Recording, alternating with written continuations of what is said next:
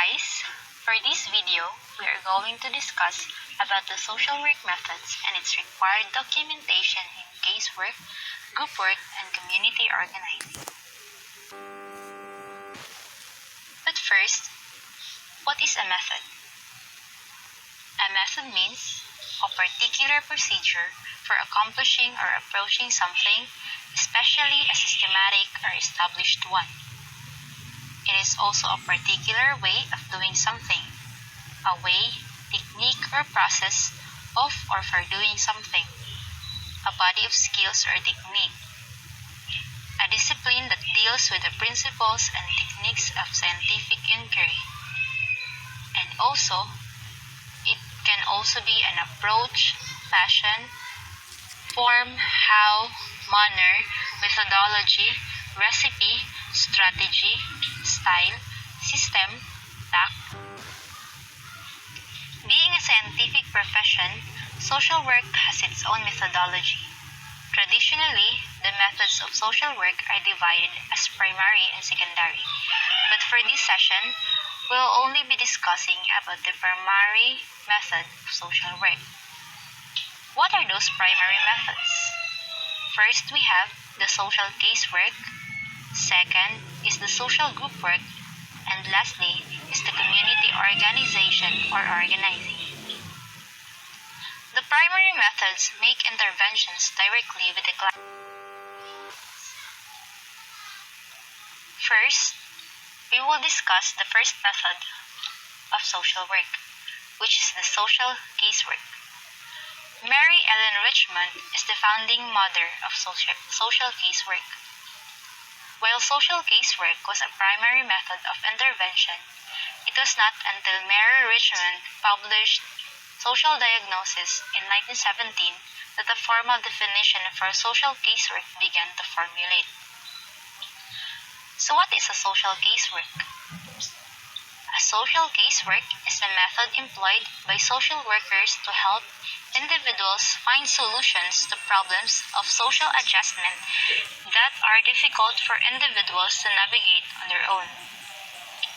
According to Mary Ellen Richmond, social casework consists of those processes which develop personality through adjustments consciously effected, individual by individual, between men and their social environment. Let us now discuss the components of social casework. The first one is the person. The person is a man, woman, or child, or anyone who finds himself or is found to be in need of help in some respect of his social emotional living, whether the need to be for tangible provisions or counsel. As begins to receive such help, he is called a client. The next one is the problem. The problem arises from some heat or obstacle or accumulation of frustrations or maladjustments, and sometimes all of this together which threatens or has already attacked the adequacy of the person's living situation or the effectiveness of his efforts to deal with it. The third one is the place. The place is a social service agency or a social service department of another kind of human welfare agency.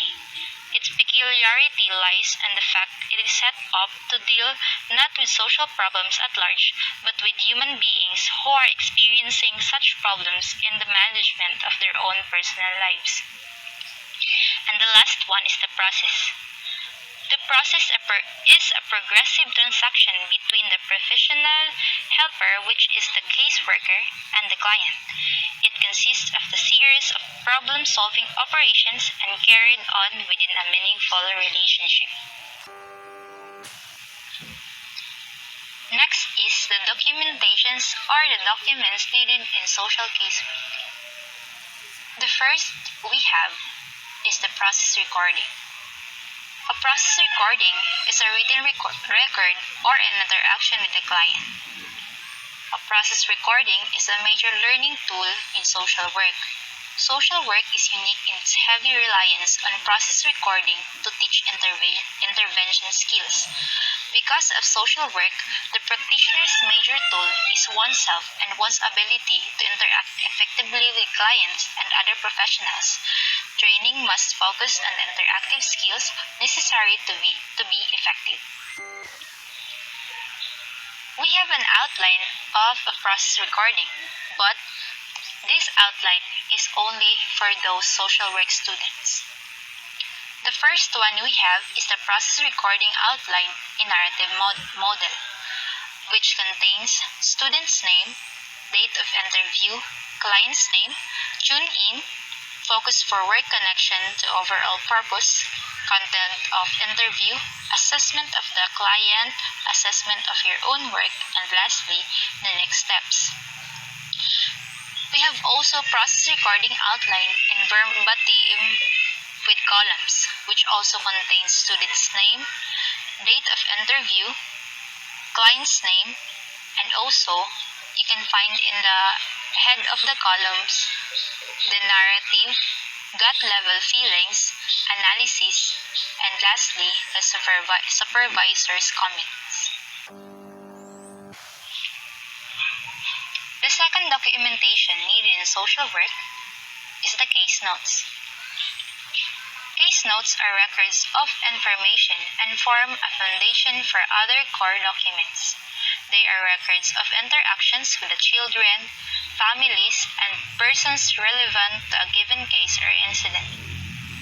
A case notes provide a record of all things that have happened during the family's involvement with child welfare, including phone calls, face-to-face contacts, contacts with service providers, team meetings, court hearings, and visits. This record is important for social work continuity, for legal discovery purposes, and for historical record. We have also a case note sample. As mentioned earlier, this sample has a contact date, contact purpose, participants, method, the location, and the status, and its body. Next is the genogram. A genogram is a picture of a person's family relationships and history. It goes beyond a traditional family tree, allowing the creators to visualize patterns and psychological factors that affect the relationships. A genogram is a really useful tool for helping us to understand the key people and relationships in a client's life.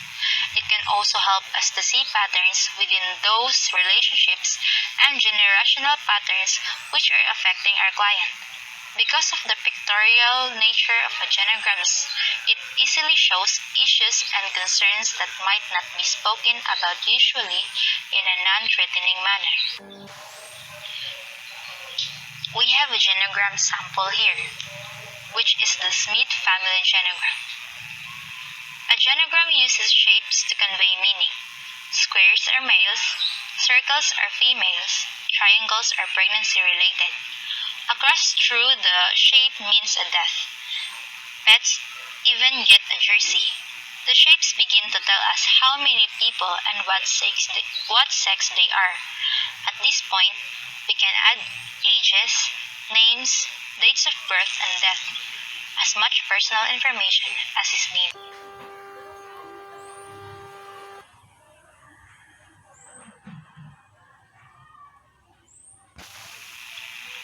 The social caseworker is oriented towards the principle of social justice. Social justice provides everyone equal right to progress. Therefore, social casework does not believe in the survival of the fittest. In other words, social casework is